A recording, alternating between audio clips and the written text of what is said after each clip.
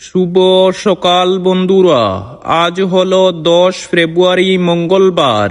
আজকের সমগ্র আসাম তথা বরাক উপত্যকার বিশেষ বিশেষ খবরগুলি হলো: শ্রীভূমিতে বিএলও সুমনা রহমান চৌধুরীকে সাময়িকভাবে বরখাস্ত করা হয়েছে।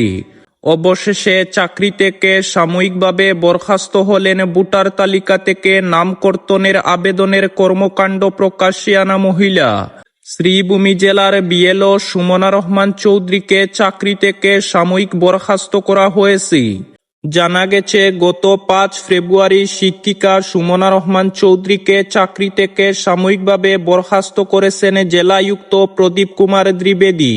উল্লেখ্য, শ্রীভূমি জেলার উত্তর করিমগঞ্জ সমষ্টির কালীগঞ্জ চৌধুরীবাজার প্রাথমিক স্কুলের ভোট কেন্দ্রে 133 জন জীবিত ভোটারকে মৃত বলে তাদের নাম তালিকা থেকে বাদ দিতে সেলিম আহমেদ নামের এক ব্যক্তির জাল স্বাক্ষর করে ওই এলাকার বিএলও সুমনা রহমান চৌধুরী তা গত 21 ফেব্রুয়ারি ফাঁস করে দিয়ে জানান, ওই নামগুলি কর্তন করতে তার উপর চাপ সৃষ্টি করেছে নির্বাচন আধিকারিকের কার্যালয়ের কর্মচারীরা।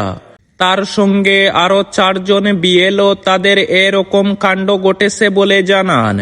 পরদিন সেলিম আহমেদ জেলা কমিশনার রোশনুল আলমের কাছে স্মারকলিপি প্রদান করে জানিয়েছিলেন, তিনি কারোর বিরুদ্ধে 7 নম্বর ফরমে অভিযোগ করেননি।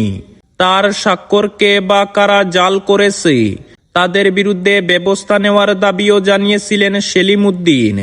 এরপর রাজ্য জুড়ে চাঞ্চল্য ছড়িয়ে পড়েছিল।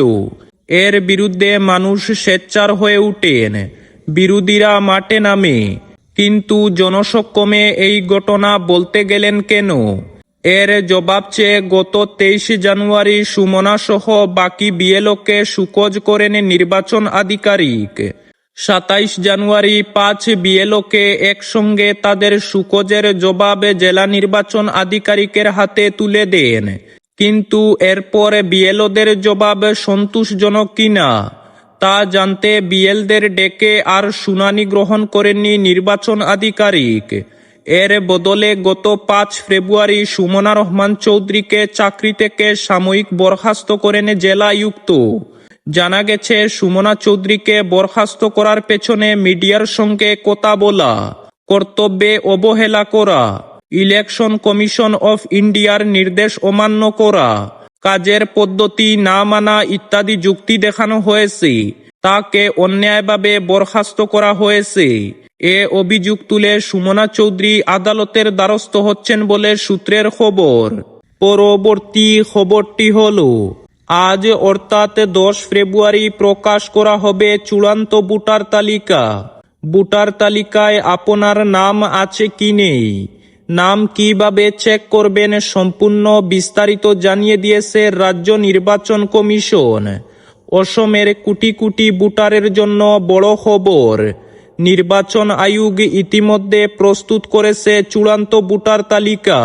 খসড়া ভোটার তালিকার পর এবার লাখ লাখ আপত্তি এবং আবেদনের শুনানির সমাপ্তি ঘটেছে।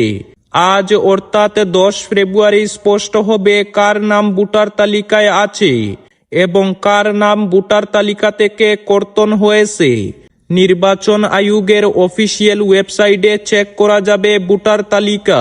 অফিসিয়াল ওয়েবসাইট voters.eci.gov.in গিয়ে চেক করতে পারবেন চূড়ান্ত ভোটার তালিকা। পরবর্তী খবরটি হলো, 26-এর বিধানসভা নির্বাচনের পরে রেশন কার্ডের সব ধরনের সামগ্রী একেবারে বিনামূল্যে পাওয়া যাবে।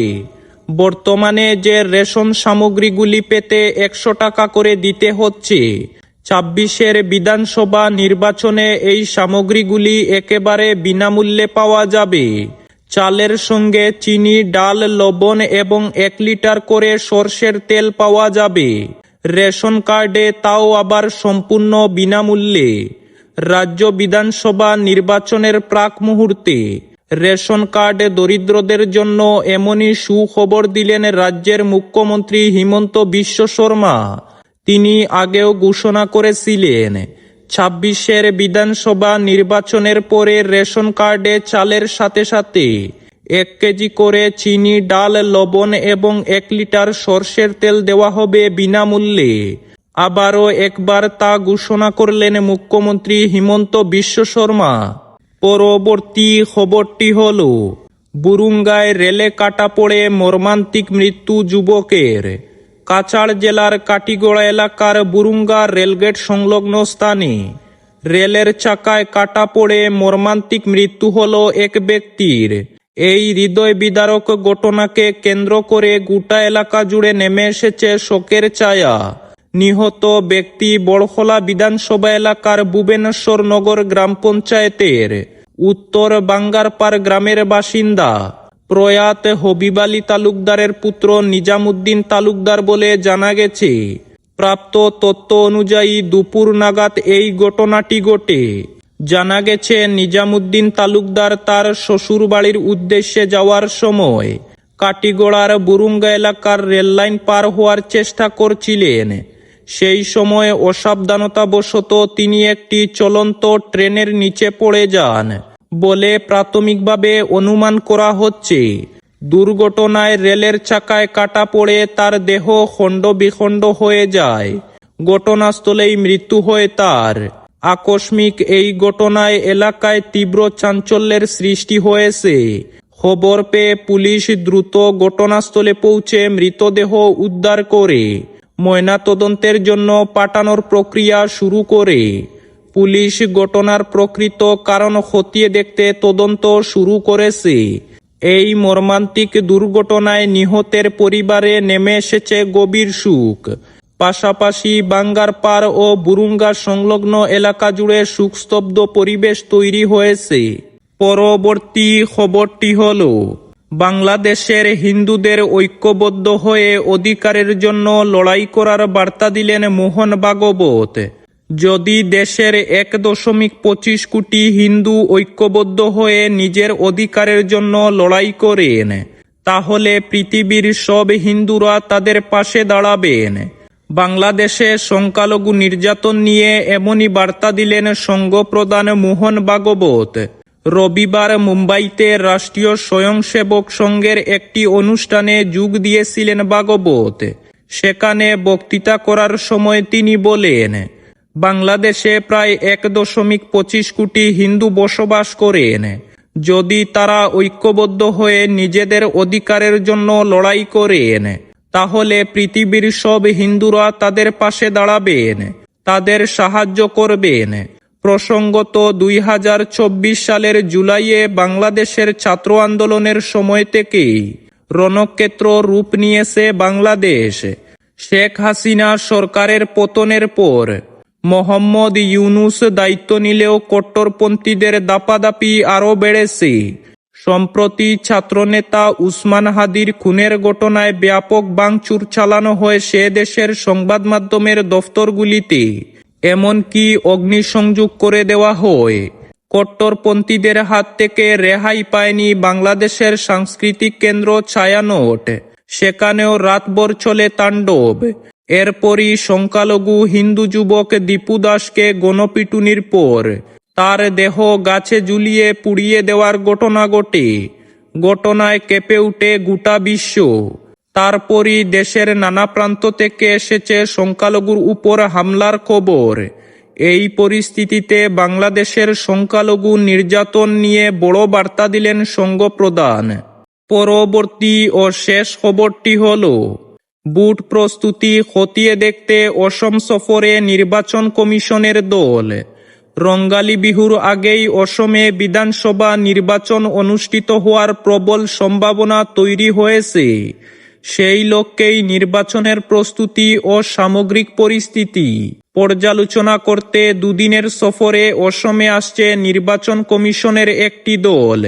শনিবার গৌহাটিতে পৌঁছানো এই দলে রয়েছেন মনীষ গার্গ, পবন কুমার শর্মা, সঞ্জয় কুমার এবং বানু কুমার ইয়াতুব। নির্বাচন কমিশনের এই প্রতিনিধি দলটি রাজ্যে বিধানসভা নির্বাচনের প্রস্তুতি কতটা এগিয়েছে, আইন শৃঙ্খলার পরিস্থিতি, নিরাপত্তা ব্যবস্থা, ভোটার তালিকা ও প্রশাসনিক সক্ষমতা এই সব বিষয়ে খতিয়ে দেখতে বিভিন্ন স্তরের বৈঠকে অংশ নেবে তারা। সফরকালে কমিশনের দলটির রাজ্যের প্রতিটি জেলার জেলাশাসক, ডিসি ও সিনিয়র পুলিশ সুপারদের সঙ্গে বৈঠক করবে। পাশাপাশি রাজ্য পুলিশ ডিজিপি এবং মুখ্য সচিবের সঙ্গে আলাদা বৈঠকের কর্মসূচিও রয়েছে। নির্বাচনী সূত্রে জানা গেছে, শাসক ও বিরোধী উভয় রাজনৈতিক দলের সঙ্গে নির্বাচন কমিশনের ওই দল বৈঠকে বসতে পারে। রাজনৈতিক দলগুলির কাছ থেকে নির্বাচন প্রক্রিয়া সংক্রান্ত মতামত, অভিযোগ ও প্রস্তাব শুনে তা মূল্যায়ন করার ওই বৈঠকের অন্যতম উদ্দেশ্য। উল্লেখ্য, অসম সরকার রঙ্গালী বিহুর আগেই বিধানসভা নির্বাচন আয়োজনের জন্য নির্বাচন কমিশনের কাছে অনুরোধ জানিয়েছে। তাহলে এই ছিল আজকের বিস্তারিত ও গুরুত্বপূর্ণ সংবাদ। ভিডিওটি যদি সামান্য পরিমাণ প্রয়োজনীয় বলে মনে হয়, তাহলে ভিডিওটিতে একটি লাইক করে চ্যানেলটিকে সাবস্ক্রাইব করে পাশের বেল আইকনটি বাজিয়ে রাখবেন, যাতে সঠিক তথ্যগুলি সবার কাছে পৌঁছাতে পারে।